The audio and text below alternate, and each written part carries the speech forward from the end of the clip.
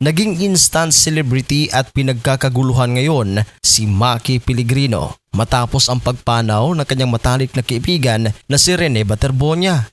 Kaya naman sa video na ito, ating kilalanin ang tunay na pagkatao ni Maki Pellegrino. Sa tunay na buhay, siya si John Mark Pellegrino na isa sa mga pinag-uusapan at pinakabagong high school basketball phenom sa Pilipinas, lalo na sa Mindanao. Siya pinanganak noong February 15, 2008 at kasalukuyan ng 18 years old.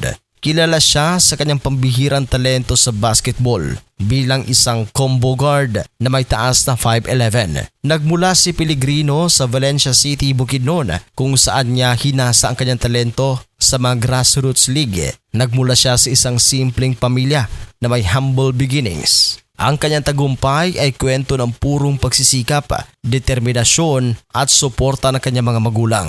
Viral ngayon ang mga videong ito sa social media kung saan makikita si Maki na pinagkakaguluhan ng mga tao na gusto siyang makita. Ang courtesy call niya sa lokal na pamahalaan ng Valencia City, Bukidnon, ang pag-uwi niya sa kanyang bahay at kung saan-saan pang lugar ay sinusundan pa ng mga tao para lamang makita siya at makapag-selfie. Unang umingay ang kanyang pangalan noong 2022 na maglaro siya para sa Coach K High Hoops sa Jorem Morada Basketball League sa GSIS. Doon pa lang ay napansin na siya ng mga scouts dahil sa kanyang liksi. Matapos pag-agawa ng iba't ibang malalaking paaralan, pinili niyang lumipat sa Davao upang maglaro sa ilalim ng Ateneo de Davao University o ADU Blue Knights. Kalaunan, agaw pansin ang kanyang mga highlights sa Davao Region Athletic Association o DAVRA upang masungkit ng Davao City ang kauna-unahang gintong medalya sa secondary boys basketball sa palarong pambansa.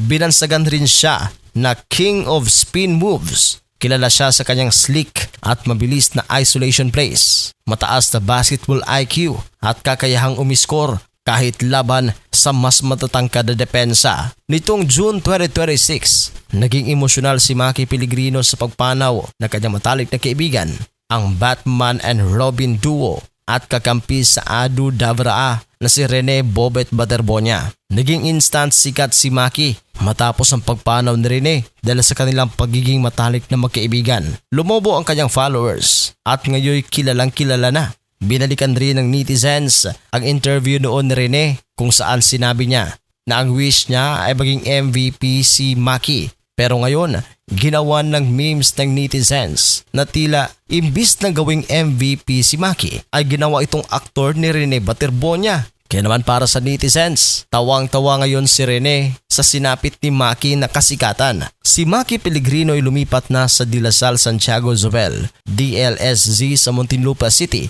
para maglaro bilang grade 11 student athlete para sa De La Salle Green Archers team. Kasama niyang lumipat sa Zobel ang kanyang mga kapwa Ateneo de Davao standouts na sina Matt Cayetano, J.M. Sanoria at Raisus Bahinting na kapwa mga kasamahan rin ni Rene Baterbonia. Nagkaroon ng malaking pagbabago sa kanilang plano matapos ang sunod-sunod na trahedya at kawalan ng kasiguraduhan sa programa ng Ateneo. Partikular na ang pagpanaw ng kanilang malapit na kaibigan at kakampi na si Bobet. Opisyal na silang ipinakilala ng kanilang head coach na si Jess Evangelio bilang mga bagong players ng Zobel Junior Green Archers para sa UAAP High School Division. Ikaw, anong masasabi mo dito sa kasikatan ngayon ni Maki Pellegrino? I-comment niyo yung reaksyon at huwag kalimutan na mag-subscribe, mag-share at mag-like sa ating video.